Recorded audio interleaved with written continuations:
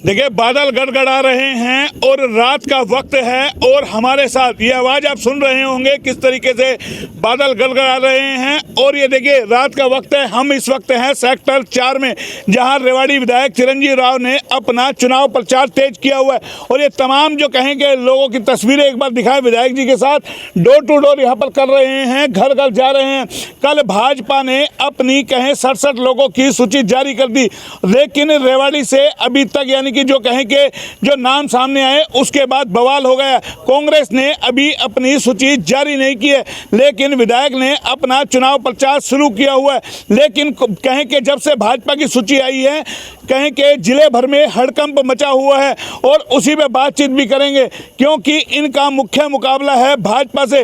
लेकिन जो भाजपा के उम्मीदवार आए हैं उनको कहें कि कोसली से उठाकर के सीधा रेवाड़ी लाया गया है और उससे भाजपा कैडर में हड़कंप मच गए हैं। सीधी बात करते हैं, जनाब, आप लोगों ने सूची जारी नहीं करी, देखिए आज मैंने कर दी, और वो भी आपके प्रतिद्वंदी अब कोसली से विधायक जो है कि लक्ष्मण सिंह यादव को सीधा रेवाड़ी ले आए हैं। किस तरीके से देखते हैं मुकाबला क्या होगा? देखिए, आज हमारी लिस्ट जहाँ तक है आ जाएगी। हमारी आज सीईसी की बैठक होगी, उसमें मुख्य रूप से सारी टिकटों का फैसला आवंटन हो जाएगा। भाजपा से तो आप देख ही रहे हैं लगातार उनके टिकट आने के बाद, वैसे तो उनका अंदरूनी मामला है किसको वो टिकट दें किसको ना दें, पर लगातार उनके हम देख रहे हैं कि इस्तीफे का दौर चल गया है। और ये बात हम लगातार कह रहे थे कि इन लोगों ने जो लोगों को जो काम नहीं किया पिछले 10 साल में, आज वो निकल कर बातें आ रही हैं। और हम रेवाड़ी में ही देख रहे हैं कि एक बाहर के व्यक्ति को लाकर यहाँ बना देना, पिछली बार भी ऐसा ही हुआ था, अब की बार भी हम ऐसा ही देख रहे हैं कि हो रहा है। उन्हें लगता है भाग्य के बली हैं, पिछली बार भी आपके। देखिए, मेरा ये मानना है कि भाई गलत व्यक्ति को चुनना, पहले भी चुना था और अब की बार भी उन्होंने गलत व्यक्ति को टिकट दी है। और मुझे लगता है कहीं ना कहीं रेवाड़ी के ऊपर भाजपा द्वारा एक बोझ डाला जा रहा है। किसी बाहर के प्रत्याशी को यहाँ पर लेके आना दर्शाता है कि क्या रेवाड़ी के अंदर कोई ऐसा व्यक्ति था ही नहीं हमारे गांव में, वार्डों में, जहाँ से जिसको चुनकर वो यहाँ से प्रत्याशी बना सकते थे।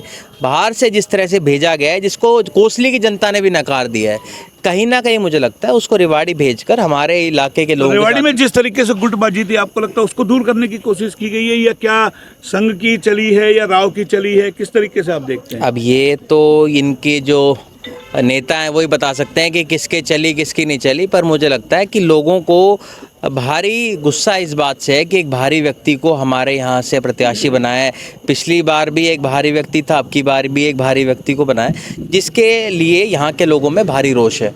तो अब आप जैसे आज सेक्टर 4 में डोर टू डोर कर रहे हैं, किस तरीके का रिस्पॉन्स? देखिए, लगातार हम डोर टू डोर कर रहे थे। इससे पहले उत्तम नगर हम लोगों ने किया, विजयनगर किया, उससे पहले लगातार हमारा चल रहा है डोर टू डोर। आज करीबन 15-20 दिन हो गए हमें करते हुए, और हमारी कोशिश ये है कि हर मतदाता तक हम पहुँचे, अपनी बात को पहुँचाएं, और उसी के मद्देनज़र आज सेक्टर 4 में हमारा ये डोर टू डोर कैंपेन चल रहा है। आपकी टिकटें कब तक आ जाएंगी? हमारी टिकटें जहाँ तक है या तो आज रात तक आ जाएंगी या कल सुबह। लेकिन आपकी कुछ टिकटों पे भी बावल की है या कोसली के घमासान सा मचा हुआ है। नहीं, वो तो आप फैसला पार्टी हाईकमांड को करना है कि किसको टिकट दे किसको ना दे। बट ये जो लोग कहा करते थे कि भाजपा में गुटबाजी नहीं है, आज आप देखिए खुल के इनकी गुटबाजी सामने आ गई। लगातार इनके नेता छोड़ने लग रहे हैं, इस्तीफे का एक दौर चल पड़ा है। पहले जो कहा करते थे बीजेपी जिसको भी टिकट दे देगी, बाकी सारे नेता उसके पीछे लग जाएंगे, पर आज माहौल बिल्कुल उसके उलट है। आज एक व्यक्ति को टिकट मिलती है, उसके खिलाफ 10 पदाधिकारी हैं, वो लगातार इस्तीफे दे रहे हैं। आज बीजेपी का जो अंत है वो आ चुका है अब, और आने वाले समय के अंदर उस पर अंतिम मोहर ये 8 तारीख को लग जाएगी। अब तमाम लोग जो बागी हैं या जो बहुत सारे लोग हैं जिनको टिकटें नहीं मिली, वो कांग्रेस की तरफ टकटकी लगाए बैठे हैं, क्या आपकी पार्टी में जगह मिलेगी उनको? देखिए, इसका फैसला तो पार्टी हाईकमांड को करना है कि किसको लेगी नहीं लेगी, बट कांग्रेस पार्टी एक बहुत बड़ा समुद्र है, हर व्यक्ति के लिए यहाँ स्थान है, और जो यहाँ पर आएगा उसको उचित सम्मान मिलेगा। पार्टी कहें कि कैडर बेस है और तमाम जो भी लोग आएंगे उनको यहाँ हाईकमान सम्मान देगा, लेकिन सेक्टर 4 में आए हैं तो यहाँ के लोगों से जानना जरूरी है। जब आप सेक्टर 4 से हैं? अच्छा, मेरा गांव साड़मास है। अच्छा। और सेक्टर 4 में चिरंजीव राव जी पूरे बहुमत से वोट जाएंगी। पक्का?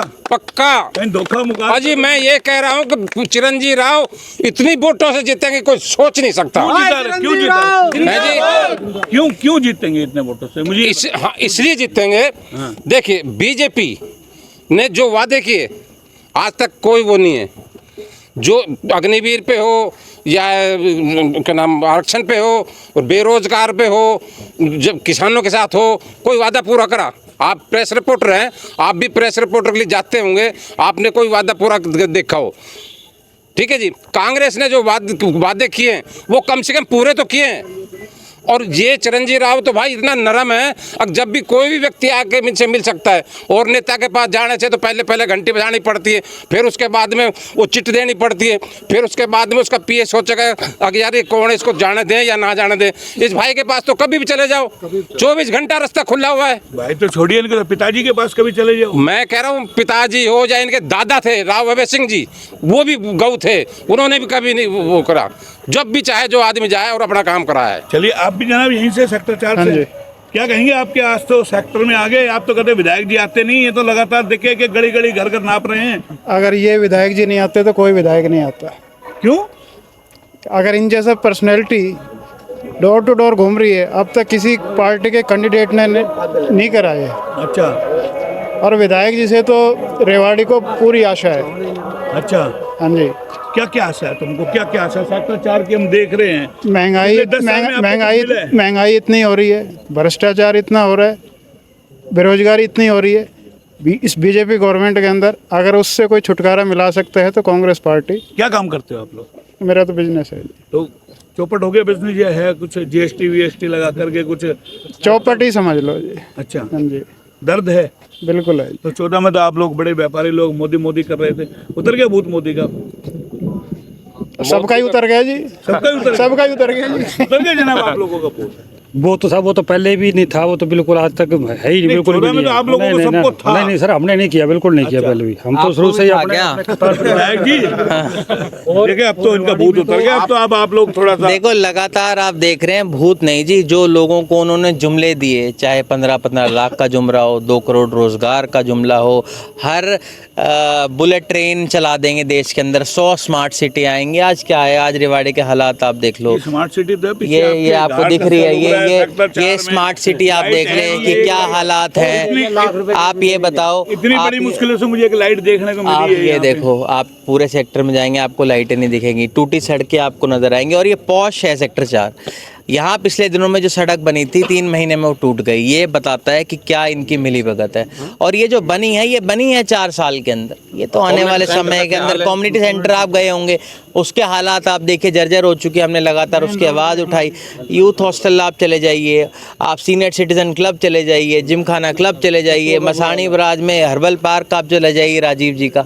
आपको क्या क्या हम दिखाएं? जो हम बना कर गए थे उसकी अगर ये मरम्मत भी कर ली होती तो भी हमें संतुष्टि होती। कम से कम इन्होंने संतुष्टि होती। और यही गलती कहीं ना कहीं रेवाड़ी की जनता कर चुकी। पहले गोद के को छोड़ करके पेट के की आस की थी, ना गोद का रहा ना पेट का रहा। और रेवाड़ी की जनता को किस तरीके से नुकसान हुआ, कहें कि बहुत ज्यादा नुकसान हुआ। और इसीलिए अब कहीं ना कहीं रेवाड़ी विधायक चिरंजीवी राव उस भरपाई को दूर करने के लिए तैयार है। फिलहाल इतने। कैमरा पर्सन पंकज के साथ मोहन लाल, HR न्यूज़ रेवाड़ी।